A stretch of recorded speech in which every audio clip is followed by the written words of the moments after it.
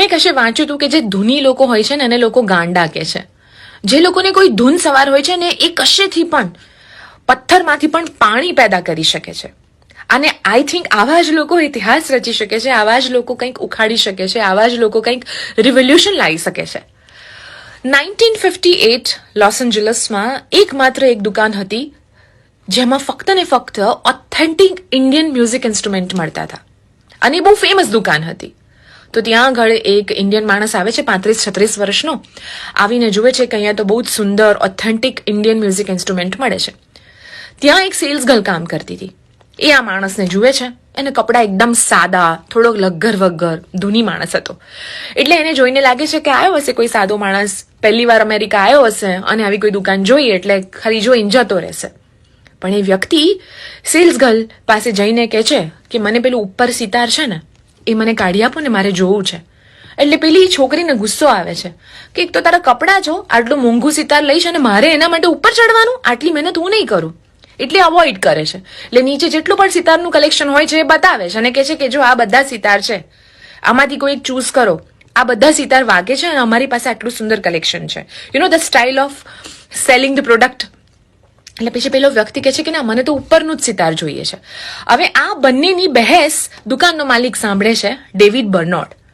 અને એ આવીને પેલા વ્યક્તિને પૂછે છે કે શું થયું છે સર, તમને હું હેલ્પ કરી શકું? એટલે પેલો વ્યક્તિ કહે છે કે મને આ ઉપરવાળું સિતાર બહુ ગમે છે અને મારી ઈચ્છા છે કે કદાચ હું એને ખરીદી લઈશ, હું એકવાર એને જોવા માંગુ છું. એટલે સેલ્સ ગર્લને પેલા ઓર્ડર આપે છે દુકાનના માલિક કે તું ઉતાર, એને જોવું છે. એટલે પેલી ઉતારે છે. ઉતારતી વખતે કહેજે પેલા વ્યક્તિને કે તમને ખબર છે આ સૌથી મોંઘું સિતાર છે અને એને અમે બોસ સિતાર કહીએ છીએ. જેવું ઉતરીને હાથમાં આવે છે તો પેલો વ્યક્તિ એને જુએ છે, એને ફીલ કરે છે અને ટચ કરીને કહે છે કે તમે ભલે એને બોસ સિતાર કહેતા હોય પણ અમે એને સુરબહાર સિતાર કહીએ છીએ. અને એ દુકાનના માલિકની પરમિશન માંગે છે કે શું આને વગાડીને જોઈ શકું છું? એટલે દુકાનનો માલિક કહે છે કે હા ચોક્કસ. એ તાર ફિક્સ કરે છે, સેટ કરે છે, ટ્યુન કરે છે અને વગાડવાની શરૂઆત કરે છે. જેવી વગાડવાની શરૂઆત કરે છે 5 જ મિનિટમાં આજુબાજુની બધી પબ્લિક ભેગી થઈ જાય છે. એટલું સુંદર વગાડે છે કે લોકો કન્ફ્યુઝ થઈ જાય છે કે હું તાલી પાડું કે હું મૌન રહું. દુકાનનો માલિક આ સાંભળીને ઇમોશનલ થઈ જાય છે અને જેવું સિતાર પતે છે એ પેલા વ્યક્તિ પાસે જાય છે અને કહે છે કે ભઈલા તારું નામ શું છે? કારણ કે મેં તો આખા વિશ્વમાં એક જ વ્યક્તિને સિતાર વગાડતા જોયું છે અને એકમાત્ર વ્યક્તિ છે જે સુંદર સિતાર વગાડી શકે, આવું સિતાર વગાડી શકે, એ છે પંડિત રવિશંકરજી. તું કોણ છે? તે એમનાથી જરાય ઓછું નથી વગાડ્યું.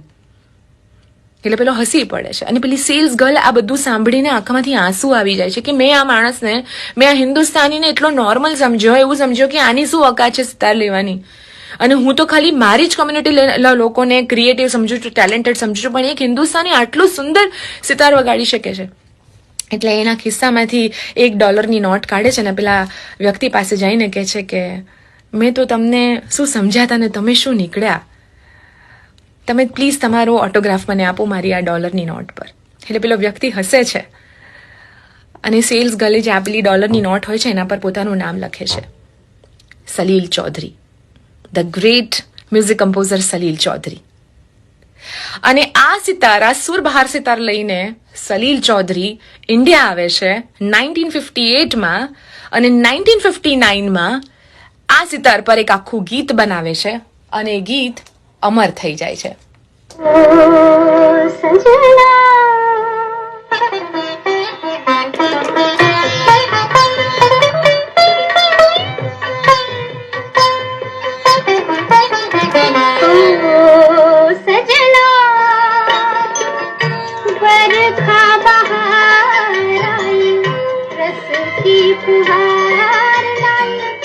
$9,500 ગીતો બનાયા છે એમને.